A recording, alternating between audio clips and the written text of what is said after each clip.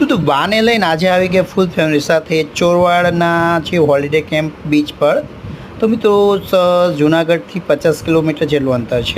અને મિત્રો આ બીચ પર જુનાગઢના છેલ્લા નવાબ મોહબ્બત ખાને પોતાના મોજશોખ માટે આરામ માટે બંધાયેલ મહેલ જે સમર પેલેસ તરીકે ઓળખાય છે. પરંતુ મિત્રો આ જે પેલેસ છે આજે તો દયાજનક સ્થિતિમાં તમને જોવા મળશે. તો દરિયો જો અને અમે બાપ દીકરી ગાંડા થયા અને થોડી મસ્તી કરી લીધી. અને મિત્રો અમારા ભાઈ તો દરિયાની સામે જ પનોઠી વાળી અને સમાધિ લગાવી લીધી છે. અને મિત્રો આ છે ધીરુભાઈ અંબાણીનું વતન અને જેનું જન્મસ્થળ કહેવામાં આવે છે. ખૂબ જ મોજા ઉછળે છે દરિયામાં, તો નાહવાની અહીં સખ્ત મનાય છે. અહીંનો દરિયો ખૂબ જ તોફાની છે.